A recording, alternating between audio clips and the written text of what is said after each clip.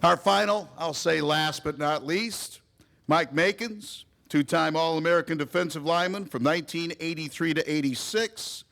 Sophomore on that 84 Southern Conference Championship team.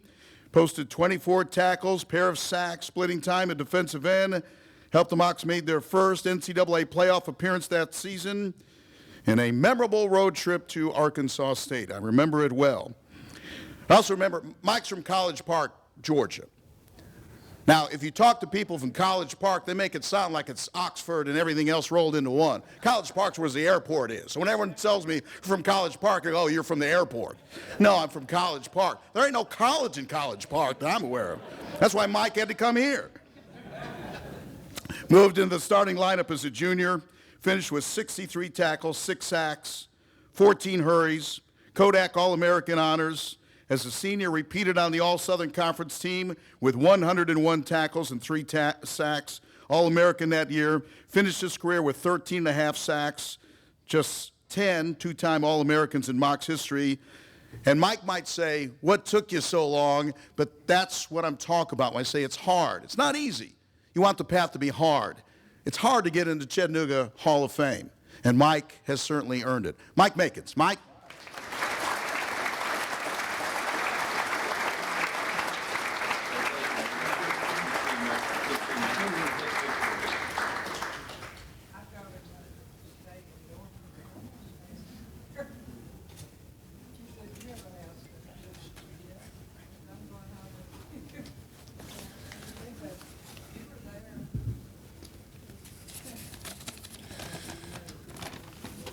Wow.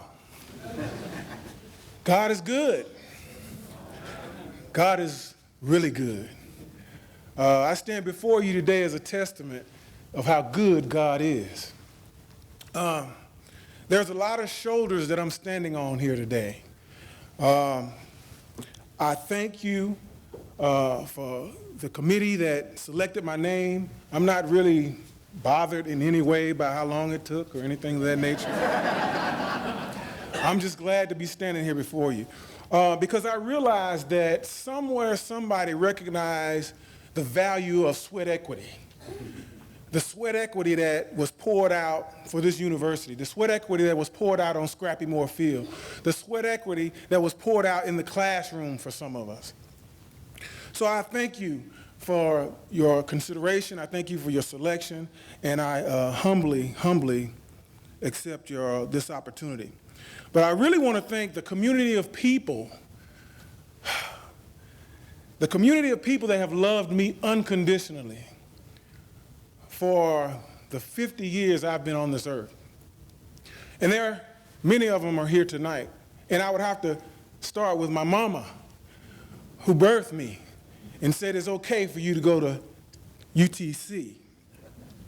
My lovely children, my 2 daughters and my son who hopes to follow in my footsteps, my wife's parents, and I don't even call them in-laws because they're my parents as well.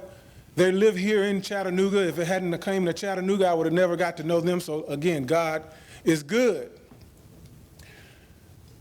And also my coaches. Had a great head coach, Coach Buddy Nix. My position coach, Coach Steve McGill. We became real close. Coach McGill used to give it to me. But I'm here today because of his tough love, and I certainly appreciate it. My teammates, my roommates, my fraternity brothers, my high school classmates, Lakeshore High School, College Park, Georgia, yes, and all of the loved ones that are here today because they felt it not robbery to show up. So I thank you. No, I didn't forget. I know y'all saying, but what about your wife? Well, let me tell you something about my wife very quickly. We met here at UTC. In English 102, I think it was. I remember it like it was yesterday. I walked into the classroom. You know, I'm a fraternity guy and I'm a football player, thinking I'm a pretty good football player at that. And I walked in the classroom and I see this lovely young lady sitting in a chair with a vacancy beside her. So I sat down beside the chair, in that chair beside her we argued today about whether she saved the seat for me or not, and I think she did. But so I sat down beside her, and we became fast friends. But she wasn't impressed. She wasn't impressed. I had to beg her to come to the football games. She would not come and see me play because I thought that was my best attribute. But she wasn't impressed, but that intrigued me so much that I continued with the friendship. Long story short, she's my best friend today. Everything that I've ever won in my life, every accomplishment, every success, every ministry effort, every person I've mentored, everything that I've been successful at, she's been by my side. People often see me and they see her. She's somewhere close because we're best friends. And I thank you, Tug. I thank you for your love, your unconditional love, for supporting me through everything in my life. I thank you so much. But let's talk about something. I stand here today proud to be a Moc. I'm a Moc. I'm a Moc. Let's understand what that means. See, every time I put that jersey on, every time, whether it be a practice jersey or a football jersey for the game, playing in Chamberlain Field, practicing on Scrappy Moore, 2-a-days, in the heat, in the humidity next to the Tennessee River, is not very many people that understand that. Cruel and unusual punishment comes to mind. But I'm a Moc, and that means something. That means something. What does it mean? Well, being a Moc means striving for excellence. No matter what the scoreboard looks like, no matter how difficult the weather, no matter how difficult the season or the things that you may be going through, no matter what the challenge is, because I am a Moc, I know I strive for excellence. That's what the expectation is to be excellent, because I'm a Moc. Now, because I'm a Moc, it also means that my performance on the field, y'all hear me? My performance on the field is less about me and more about the man that's to the left and to the right of me. My brothers is why I stand here today, because we were in the trenches together. It was about a cause greater than myself. That's what being a Moc is all about. It's understanding that it's not about you. It's not about all of the accoutrements of success that you can win, but it's about what you can do as a team, what you can do together. That's what being a Moc is.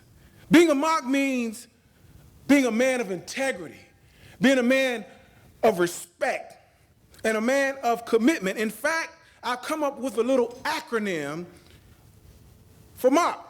And for me, it simply means man of commitment.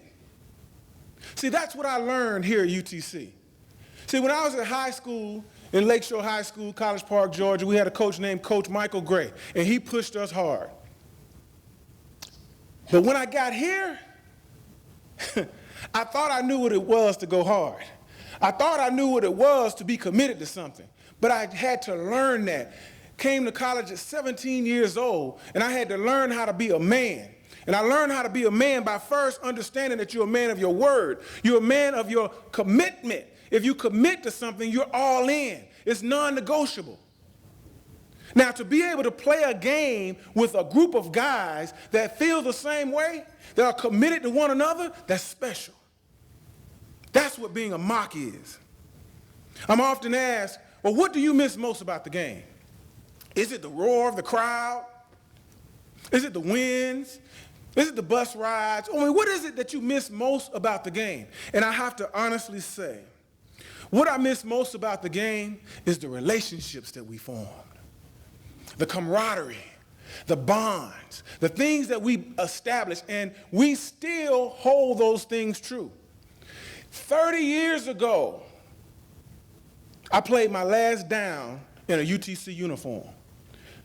30 years ago. And look, I stand before you today. Wow. But my brothers are still by my side. We're still in connection with one another. One of my brothers went through a tragic situation. And as he was going through this tragic situation, we had a conversation. But one of the first things he said when he saw me was, "I'm a Moc." I instantly knew what that meant. That he was a man that was committed to excellence. He was a man that was committed to fight. He was a man that was committed to overcome. He was a man that was committed to something that was greater than himself.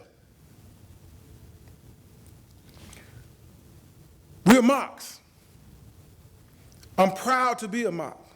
Everything that I do in my life has that ingrained in it. When I talk to children, when I go to the high schools, when I mentor young men that are much like myself, I try to pour these same concepts into them so that they can understand that you have to have a cause greater than yourself. Then you are successful. I learned these things at UTC. I'm so thankful for this honor. It means so much to me. But I want to leave you with 3 words. I'm a Moc.